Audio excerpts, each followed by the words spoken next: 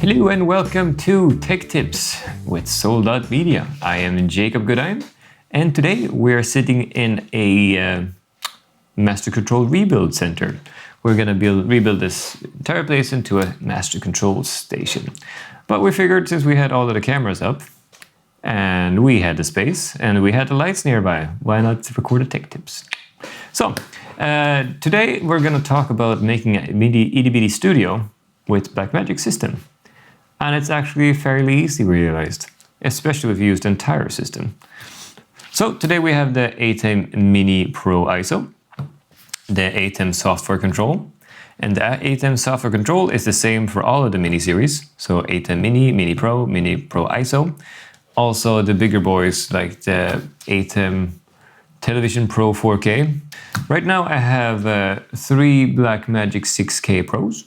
They're connected with HDMI into this little guy here, my Mini Pro ISO.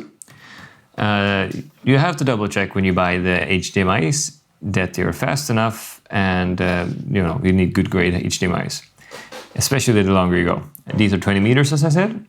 Technically, these can handle an extra channel for intercom. So depending on the Blackmagic system, you should be able to carry the intercom back and forth too.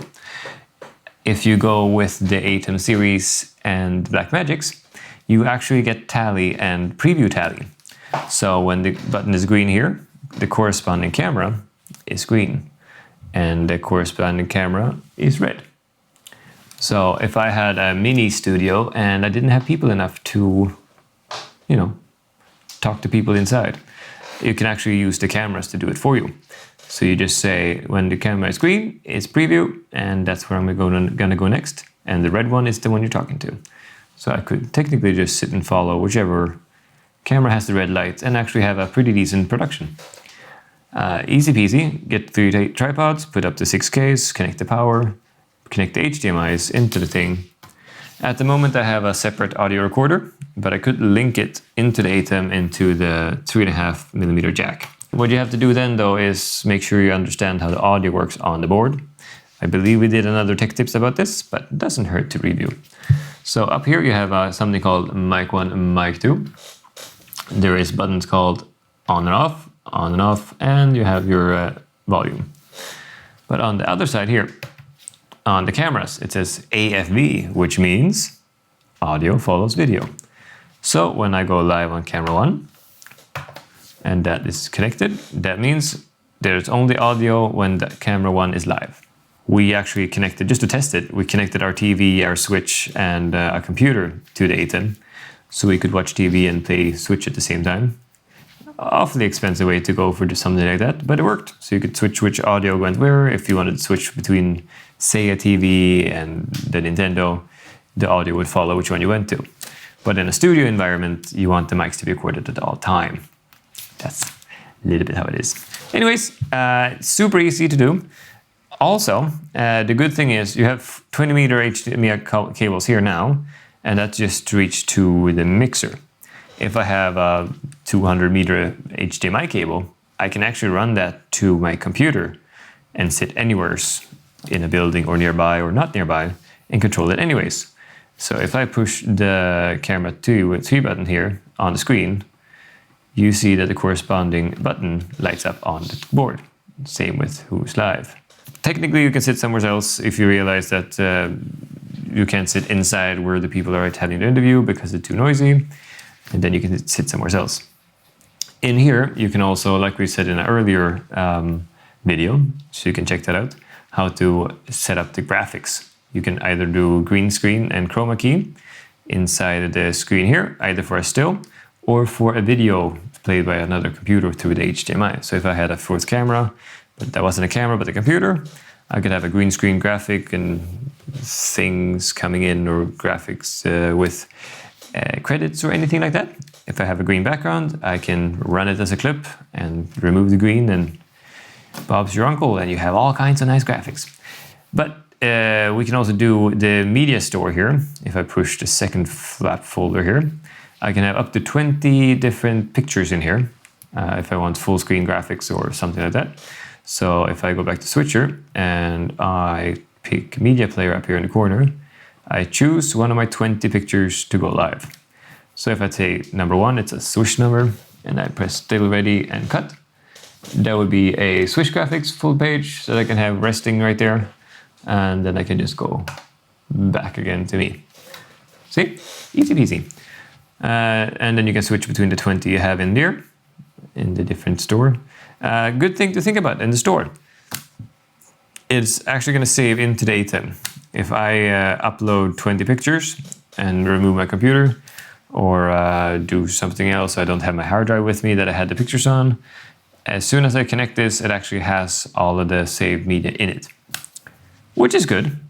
I'm not sure if you can actually switch between the stills in here, so you need a computer anyways. But as long as it's uploaded into the Switch, you can use another computer to do it.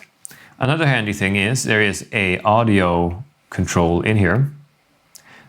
So if you had a double mix, if you're going to say live streaming a conference to the internet or to broadcast TV or anything like that, and your audio guy has a set audio for his house and he can't give you separate audio to you, and he can't, it's maybe too loud or too soft, then you can actually go in here to your master and give more juice or less juice to the levels you want. And that goes out through the HDMI out to wherever transmitter you have, which is very handy. We noticed last time we set this up. So you could adjust the decibels out, you can put on a limiter, have dynamics, you have equalizers, so you have some tools there. It's really nice. Up here to the right, the 4th one is the camera control. And if you have your Blackmagics connected to your Blackmagic board, you can actually control not only your colors and your brightness, but also focus. So let's see if we go into camera 1 here. I believe it is in the bottom here. Let's see, camera 1 is live here. Hello. And I go out of focus all the way. And I can go back into focus. Where am I? Hello. There. So that's actually very handy. So if you have volunteers, they might not actually need to know much about cameras. Just point at this person, which is nice. So you can adjust a little bit if you set up your cameras and it's only you, and you realize that they scooted their chair back and you can't run away from your desk or wherever you're sitting. You can actually adjust it here. You can also adjust zoom and like zoom in, zoom out, but you need special lenses for that. So you have to have the ones with the internal motor, but super handy. You can add some color balance in here too. You can change your shutter, you can change your gain. So you can control all kinds of things in this little Blackmagic control. And as I said before, it is the same control program for all of the Atem switchers. So if you get the itty-bitty one, it's the same control as for the big boy. So it makes it easy for you to get, if you get a small one and you get used to it, then you can upgrade to bigger things and then it's going to be the same control, which makes it easier for you to switch over.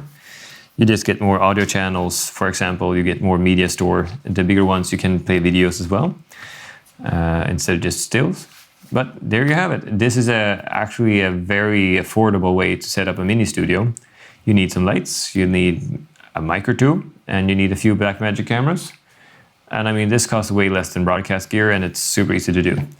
Could also note that if you have the ISO version of this, you slap in a SSD drive, you can actually record each one of the channels separately in the file, and what the one you mix becomes a Blackmagic DaVinci Resolve project in a multi-view. So you can actually change how you cut afterwards, as well as it saves the file of what you actually mixed, which is great. We did that for another project, and that made it so we could save some of the rough cuts that we did wrong, could save them in post. So there you have it. If you like this video or not, please subscribe anyways, and like the video and spread it to your friends and your non-friends and your families and your uncles. That would be great, thank you. We'd appreciate it very much. If you have any questions or comments, just write them down below and we'll get to them as soon as we can. And until next time, see ya.